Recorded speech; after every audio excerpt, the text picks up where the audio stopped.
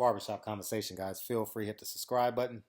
So I want to talk about I heard TicketTV and a few other people criticizing LeBron James.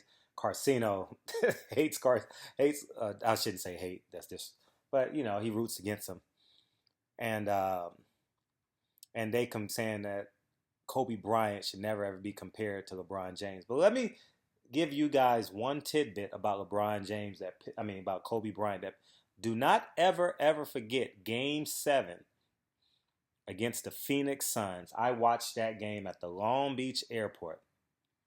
I was going to San Francisco at the Long Beach airport. Game 7, I believe it was on a Saturday, if I'm not mistaken. And Kobe Bryant tanked that game. I just Googled his stats. He was 8 for 16 that game. 8 for 16, 4 for 8 from the three-point line, 4 out of 5 from the free throw line, no offensive rebounds, 4 defensive rebounds, 1 assist, 1 block, 2 turnovers, and 4 personal fouls and 24 points. And he was minus 28. Now, the reason what led me to this is because I watched that game. And I need all you guys to watch this game if you can before you comment on this video.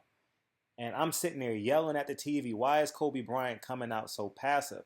And remember, prior to that, leading up to that game, they were saying Kobe Bryant is too aggressive. He's not trusting his teammates. That whole game, he was hockey and assisting the whole game. Kobe Bryant never shoots 16 shots in the game. Never. I've seen Kobe first shot, and I've seen Kobe last shot. All right, and I've missed a few in between. A few. I was a huge Kobe fan, and Kobe tanked Game 7 hard against the Phoenix Suns. Now, don't ever forget that. All right, when we're doing our analysis, I know Kobe Bryant is the Black Mamba.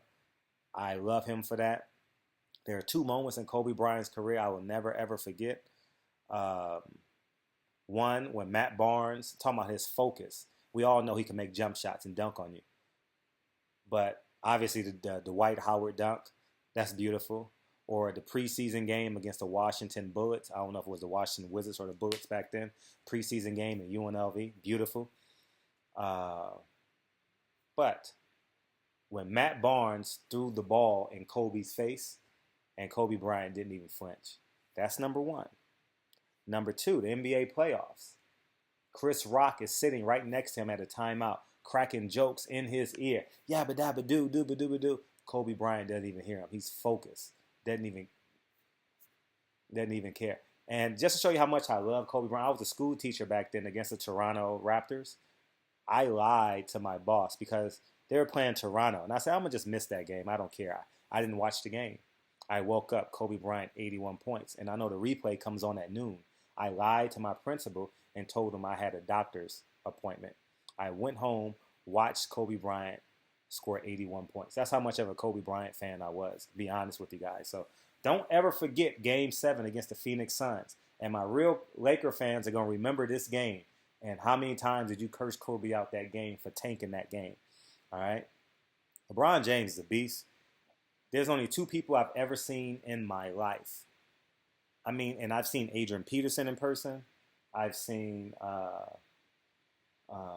every fighter in the world, boxer, in real life. And there's so many other professional I can't think of off the top of my head. I've seen Barry Bonds in person. But let me tell you this, LeBron James and Julius Peppers are the 2 most physically gifted athletes I've ever seen in my life. And what I mean by that is when you look at them, you know they're a professional athlete. And what makes them special, you don't know what sport they're a great athlete. Obviously, you see the face, but if you just look at their body like, man, is he a football player? Is he a basketball player? Is he a center fielder? You get what I'm saying? Is he a small forward in the NBA? Is he a defensive lineman?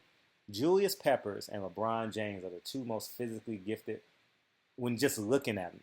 Russell Westbrook is in a second tier, but he's a smaller version.